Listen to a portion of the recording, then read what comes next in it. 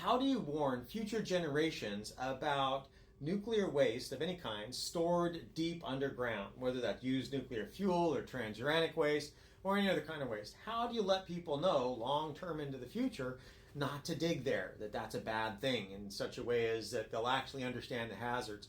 Here's a website right here. I highly recommend it. We have in the United States a licensed geological repository for transuranic waste, basically plutonium contaminated materials. And it's located in southeast New Mexico. And the Department of Energy got a whole team of experts. They were futurists and artists and scientists and engineers.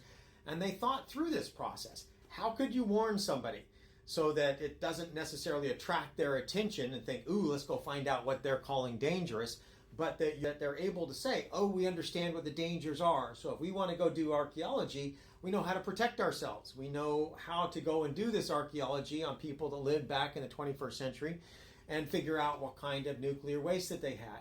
And so there's a lot of different things that they looked at, all kinds of different languages, all kinds of different symbology, and all kinds of different monuments.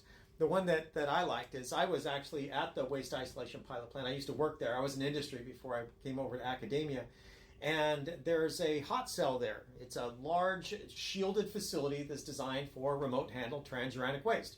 It's really high dose rate transuranic waste that has to continually be shielded. And so there was a big hot cell with special windows and manipulators so that you could operate inside there, and cranes, so they were all remotely operated so you can control the waste and get it down into the repository while it was continuously shielded.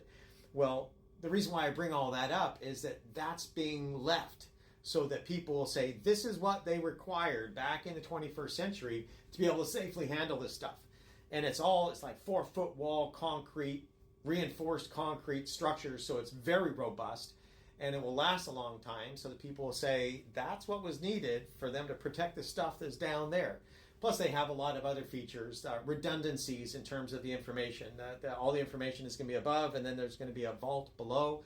So if all the stuff wears away and 10,000 years above, the archaeologists can dig below, and all the information that they need in many different ways to interpret it are going to be available, so that they can say, oh, if we want to go dig there and find out what they were doing way back in the 21st century, now we know how to protect ourselves. And theoretically, before they could even dig that deep anyway, they're going to have special technology to be able to dig that deep safely. And the technology necessary to keep us safe isn't that hard, but that also assumes that they know health physics, which is the discipline of radiation protection or radiological safety. So that's what this person was asking here. That's a great question. Thanks for asking it. I hope everybody enjoyed the video, learned something, and that you all have a wonderful day. Bye-bye.